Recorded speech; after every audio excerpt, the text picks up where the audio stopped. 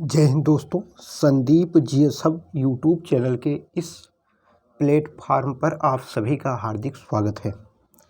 तो इसमें हम लोग परीक्षा कैप्सूल के अंतर्गत ये हम देखते हैं जो परीक्षाओं के लिए महत्वपूर्ण जो फैक्ट होते हैं उस पर चर्चा करते हैं और वर्तमान समय में कौन सी घटनाएं चल रही हैं जो एग्ज़ाम के लिए इम्पॉर्टेंट है उस पर भी हम लोग चर्चा कर लेते हैं।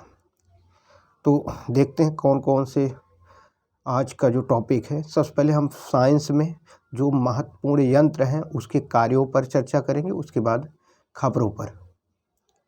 तो अल्टीमीटर यानी विमान कितने ऊंचाई पर उड़ रहा है, विमान के जो पायलट होते हैं उन वहाँ पर एक अल्टीमीटर होता है, उसी से पता चलता है कि हम क्षोभ मंडल में उड़ रहे हैं या समताप मंडल में, क्योंकि विमान जो है समताप मंडल में ही उड़ता है। एमीटर से विद्युत धारा को मापा जाता है। एनीमोमीटर से वायु वेग यानी हवाएं कितनी तेज चल रही हैं इसका पता किया जाता है। एंटीनोमीटर से सौर विकिरण को मापा जाता है। एटमोमीटर से वाष्पीकरण कितना तेजी के साथ वाष्पीकरण हो रहा है इसका पता लगाया जाता है। बैरोमीटर आप जानते हैं वायु दाब मापा जाता है, और बैरोमीटर यानी वायु दाब मापी इसकी खोज ई टॉर्सेली ने किया था। बोलोमीटर से चुंबकीय विकिरण को मापा जाता है। कैलोरीमीटर से ऊष्मा को मापा जाता है। कार्डियोग्राफ से हृदय की गति को मापा जाता है। क्रोनोमीटर से शुद्ध समय, जैसे मान लो कोई व्यक्ति जहाज़ से भारत से मान लो अफ्रीका जा रहा है, तो ऐसा तो है नहीं कि जो समय भारत में है वही अफ्रीका में होगा, लेकिन जो ये क्रोनोमीटर है इससे उस जगह जहाँ पर पहुँची वहाँ का सही समय पता चल जाएगा।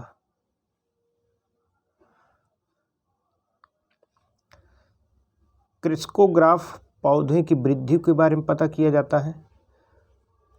डिलैटोमीटर से आयतन में परिवर्तन के बारे में पता किया जाता है। डायनेमो क्या करता है कि यांत्रिक ऊर्जा को विद्युत ऊर्जा में परिवर्तित करता है।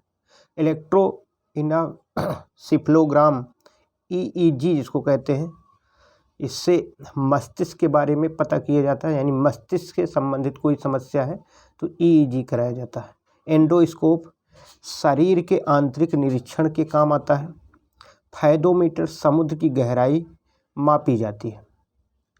फ्लक्स मीटर की बात करें तो आप जानते हैं चुंबकीय प्रवाह को मापा जाता है।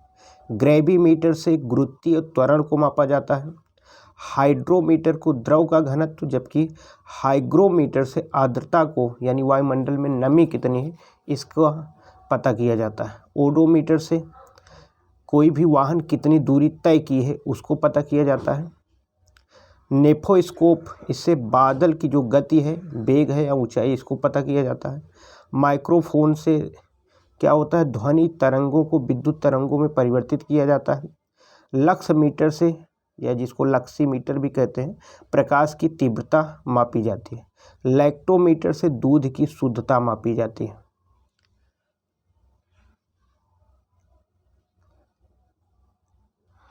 क्राइमोग्राफ शारीरिक गतिविधियों के में होने वाले परिवर्तन का पता लगाया जाता है। हिप्सोमीटर ऊंचाई पर जल का क्वथनांक क्या है इसका पता लगाया जाता है। विंड वेन से पवन की दिशा, हवा पश्चिमी है कि पूर्वी है या जो भी स्थानीय पवन है, इसको पता किया जाता है। विस्कोमीटर से तरल की श्यानता यानी तरल कितना गाढ़ा है इसका पता लगाया जाता है। स्पीडोमीटर से वाहन की गति मापी जाती है। स्टेथोस्कोप से हृदय की गति मापी जाती है। स्फैग्नोमैनोमीटर से बीपी यानी रक्तचाप मापा जाता है। साइक्रीमीटर से इससे शर्करा युक्त विलयन की सांद्रता मापी जाती है, जबकि सैलिनोमीटर से विलयन की लवणता मापी जाती है। रेनगेज आप जानते हैं ये वर्षा मापा जाता है। पायरोमीटर से उच्च तापमान मापा जाता है, जैसे मान लो सूर्य का तापमान मापना हुआ। सोनार से डूबी हुई वस्तु की पता लगाया जाता है, कहाँ पर, पानी में, समुद्र में, नदी में। ऑडियोमीटर से ध्वनि की तीव्रता, जबकि हिलियोमीटर से सोलर रेडिएशन के बारे में पता लगाया जाता है। मैनोमीटर से गैसों का ताप दाब जो है इसके बारे में पता लगाया जाता है, जबकि पोटेशियोमीटर से सेल के ईएमएफ के बारे में, यानी जो इलेक्ट्रोमोटिव फोर्स है उसके बारे में पता किया जाता है। रडार से कोई वस्तु की स्थिति, जैसे हवाई जहाज़ या आसमान में कोई वस्तु है उसके बारे में पता किया जाता है। रडार का फुल फॉर्म याद रखना, कई बार पूछ लेता है, रेडियो डिटेक्शन एंड रैंगिंग होता है। सिस्मोग्राफ की अगर हम बात करें तो भूकंप की तीव्रता मापी जाती है। फायदोमीटर से समुद्र की गहराई, तो सिस्मोग्राफ में रिक्टर स्केल लगा होता है। स्केल अगर पूछा जाए तो रिक्टर स्केल या रिक्टर पैमाना, अगर यंत्र पूछा जाएगा तो सिस्मोग्राफ। पॉलीग्राफ से झूठ पकड़ने की मशीन है। कैरेटोमीटर से सोने की शुद्धता, आप जानते हैं 24 कैरेट का जो सोना होता है शुद्ध सोना होता है। सौर सेल ये क्या करता है, प्रकाश ऊर्जा को विद्युत ऊर्जा में बदल देता है।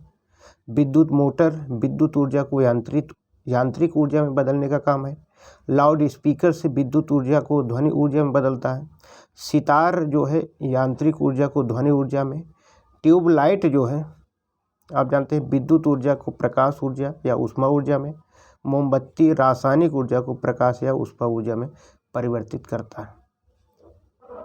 अब कुछ महत्वपूर्ण खबरों पर चर्चा। 16 जनवरी को राष्ट्रीय स्टार्टअप दिवस मनाया गया, क्योंकि आप जानते हैं 16 जनवरी 2016 को स्टार्टअप इंडिया अभियान की शुरुआत की गई थी और ये 2022 से यह दिवस मनाया जा रहा है।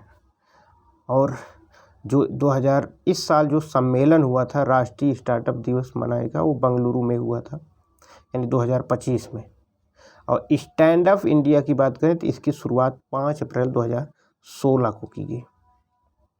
अभी हाल ही में राष्ट्रीय खेल पुरस्कार 2024 वितरित किया गया। 2024 यानी पूरे साल में जो सर्वश्रेष्ठ खिलाड़ी होते हैं उनको ये पुरस्कार 2025 में दिया जाता है। तभी हाल ही में 17 जनवरी को यह पुरस्कार बांटा गया राष्ट्रपति के द्वारा। राष्ट्रपति द्रौपदी मुर्मू के हाथों ये पुरस्कार वितरित किया गया। इसमें जो सर्वश्रेष्ठ खेल पुरस्कार है मेजर ध्यानचंद पुरस्कार 4 लोगों को दिया गया। तो ध्यान देना, इसकी शुरुआत 1991 ईस्वी में की गई थी और पहले इसका नाम राजीव गांधी खेल रत्न पुरस्कार था। डी गुकेश को शतरंज के खिलाड़ी हैं। श्री हरमनप्रीत सिंह हॉकी के खिलाड़ी हैं। श्री प्रवीण कुमार को पैरा एथलीट हैं, जबकि सुश्री मनु भाकर को एक शूटिंग से संबंधित, यानी 4 लोगों को राष्ट्रीय खेल पुरस्कार दिया गया। 32 लोगों को अर्जुन पुरस्कार दिया गया, जबकि द्रोणाचार्य पुरस्कार, ध्यान देना, अर्जुन पुरस्कार की शुरुआत 1961 में की गई। द्रोणाचार्य 1985 में शुरू किया गया और यह पुरस्कार जो खेल के कोच होते हैं उनको दिया जाता है। तो द्रोणाचार्य पुरस्कार श्री सुभाष राणा पैरा शूटिंग से संबंधित है। दीपाली देश पांडे शूटिंग से संबंधित है। संदीप सांगवान हॉकी से संबंधित, इनको दिया गया। अगर हम बात करें राष्ट्रीय खेल प्रोत्साहन पुरस्कार 2024 तो physical education foundation of India को दिया गया है।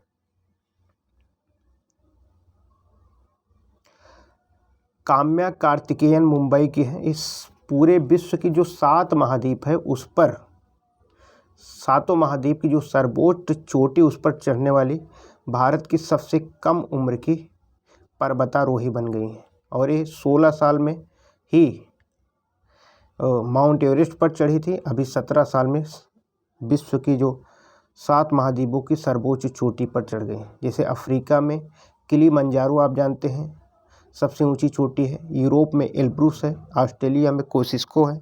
दक्षिण अमेरिका में एकांकागुआ। उत्तरी अमेरिका में माउंट डेनाली।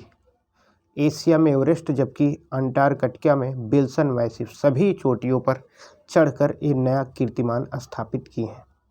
आज के लिए बस इतना ही। जय हिंद।